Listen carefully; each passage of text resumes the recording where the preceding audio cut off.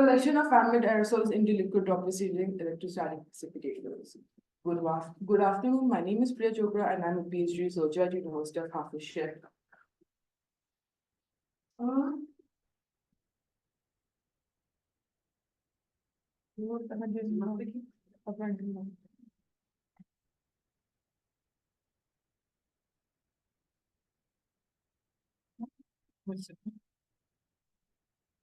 right. So the outline of your project is to work on a bioaerosol collection system, and we'll be capturing ambient aerosols into liquid, specifically aerosols which contain pathogens called bioaerosols. And this liquid can be then used to understand the exposure levels of different bioaerosols. And also, we are hoping/aiming that we can understand the low concentration dosages available of these pathogens in ambient conditions. Huh? Oh, yeah. So basically, what are electrostatic precipitators? Electrostatic precipitators, or ESPs, are basically they work on the principles of electrostatics. So basically, there is a charging zone which charges the incoming aerosol, and there is a collection zone of the opposite polarity which collects the incoming aerosol. Now, the concept of ESPs was earlier introduced in the 1900s, where they used to scrub off air containing dust and smoke. Now, using the same principles, and because ESP, or the electrostatic precipitators, is such a scalable technology, DSTL and University of Hertfordshire created their own prototype. Except the novelty of my project is to collect into a charged liquid droplet rather than a charged surface. Now, this liquid droplet can be directly used for downstream analysis, as well as it will give us increased collection concentration. Now, we'll have increased collection concentration because of reduced systematic losses, because we'll be unifying the collection and recovery processes, and because bioaerosols quite like bioaerosols quite like liquids to get detected into. So we are hoping that the downstream analysis for such bioaerosols would be quite easily done. Further on, just to clarify, the aim of the project is to achieve concentrated aerosols as well as potential to improve the viability of the collected bioaerosols. Further on, the ESP prototype that I'm working on. So essentially, the corona charges over here represent the charging zone in the ESP. They work between -2.2 to -5 kilovolts, depending on the temperature, the humidity, the stable current going on. Then the collection zone has an electrostatics of 1 million volt per meter. So over there's a negative repel plate, and over at the bottom there's a positive collection plate which is hydrophobic in nature. It helps me to recover the liquid droplets quite easily. There's a liquid droplet of 10 microliter, and I'll be testing 2, 10, and 20 liters per minute of airflow within the ESP. Further on, to make my life dark, I am testing 4 different types of liquid droplets for collection. Just deionized water to see how bioaerosols and aerosols get collected into liquid droplets. Then there is deionized water with tween. So tween is essentially a surfactant which helps in easing of the surface tension of the liquid droplets. And we are hoping that we can investigate if changing the surface tension of the liquid droplet changes the collection of our bioaerosols. Further on, I'll also be testing with phosphate buffered saline, PBS, which bioaerosols quite like, and further on PBS with tween, just to see the effects of surface tension. Aerosol, and so basically the aerosols are all mostly dispersed in contained chambers, such as this aerosol chamber, which is of 8 cubic meter. And then I have ended up making my own mini version of aerosol chamber called the mini aerosol, or MAS over here. Essentially, MAS gives me the flexibility to easily introduce and recover the liquid droplets. It has an OPC, or the optical particle counter, of its own, So I can see how many what is the concentration of particles within the mass. I can manipulate the airflow within the mass. For the ESP. There are controllable electronics as well as adjustable corona pin options.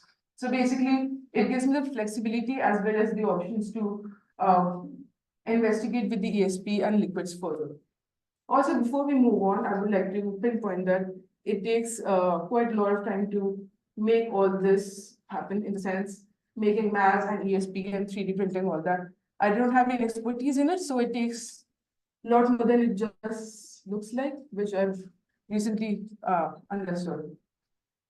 So yeah, one of the preliminary experiments of my project, yes, of my project is to understand how liquid droplets are responding to the ESP. So that would be the evaporation rate of the liquid droplets, and that would be testing in different airflows of the different responses of different liquid droplets, as well as trying to understand how different components are influencing the evaporation, such as electrostatics or coronal charges, so on and so forth. So this is the first results of the evaporation of the liquid droplets. On the x-axis, we can see there are three different flow rates that are tested, 2, 10, and 20 liters per minute. Now, on the y-axis, we can see the mass evaporated for the different liquid droplets. So essentially, most of the liquid droplets were around 10 micrograms, and then thereafter, how much evaporation has happened in 15 minutes of the test. So that would be 4.5 or 8 milligrams of the total droplet being evaporated. Further on, these tests were repeated 5 times for each liquid droplet. Oh, sorry. One other thing I would like to mention. So just corona is a phenomenon where the corona charges themselves actually create a wind. So basically, when the ambient air comes in, not only the aerosol gets charged, but the air itself as well gets charged. Now, when this air or the corona wind gets charged, it rushes to the oppositely charged collection plate, which is at the bottom, if you recall, and that's why it also causes evaporation of the liquid droplets.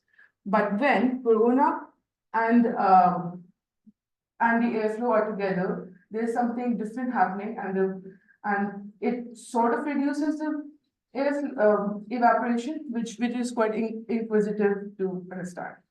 So the green data points signify evaporation because of airflow. The black ones signify evaporation because of electrostatics and airflow. And corona plus electrostatics plus airflow, which is the ESP running condition, help us understand how the evaporation is happening within the ESP when droplets are in there. Further on, one of the main things was to understand which airflow to select for collection of different aerosols and biosols in the droplets. So I went with 10 liters per minute for the collection of biosols within the ESP. This is because after much analysis, it was understood that between 26 to 58%, more or less, the liquid droplets were evaporated, and we have to make sure that these liquid droplets sustain after collection of the bioaerosols. So our aim is to actually retrieve them back. Further on, we have to also ensure that there is higher flow rates within the ESP.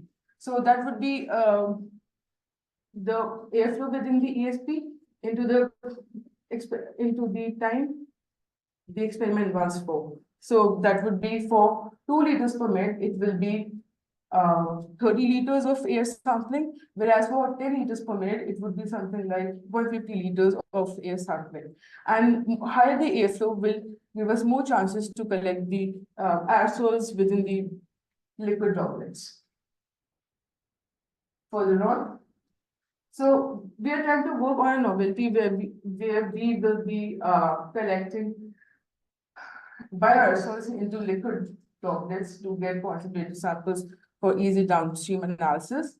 At the same time, in preliminary experiments, it was found out that the ESP running conditions, which is corona plus electrostatics plus airflow, is favorable for droplet sustenance, as well as for the future experiments will now be held at 10 liters per minute, because it samples approximately 150 liters of air, and that seems like a nice balance between losing the liquid droplet, but at the same time having enough to collect into the liquid droplet as a test subject for now. For the lawn, this is the first sign of life. So over here we can see that there are different aerosols collected. So the testing aerosol is polystyrene-laden particles. They're fluorescent in nature and they can be observed under a fluorescent microscope.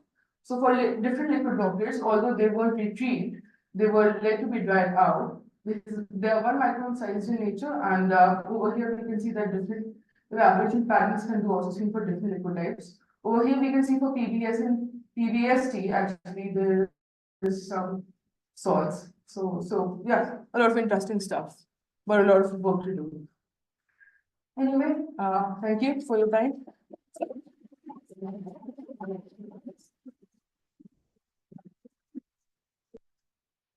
Questions? Yeah, maybe I'll start.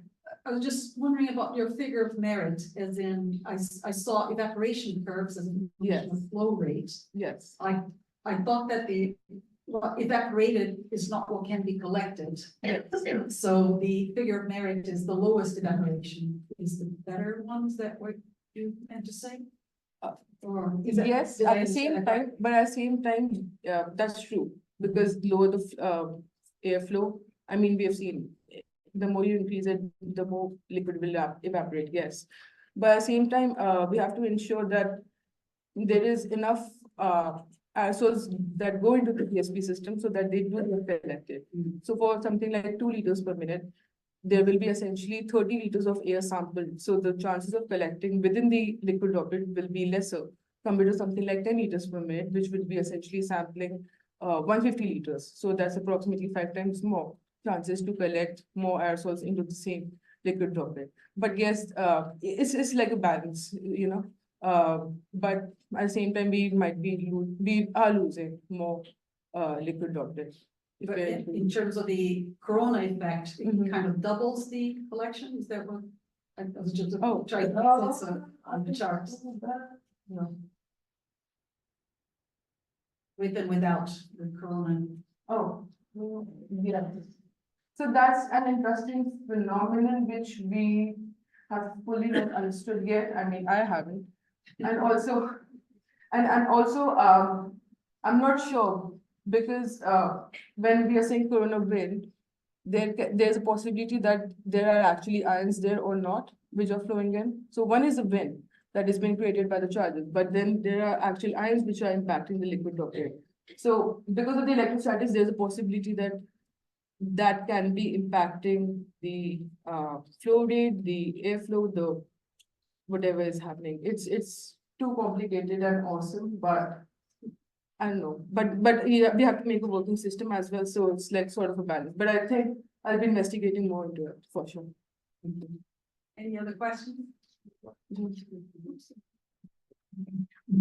So, I mean, the use of the corona discharge is great in terms of upping your collection efficiency.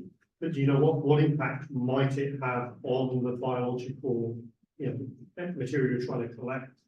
Yes. So I'm hoping that if we are trying to work with spores, it should be fairly all right. But if you're talking about something like viruses which are in smaller sizes, there's a possibility I might kill them, and that is not favorable.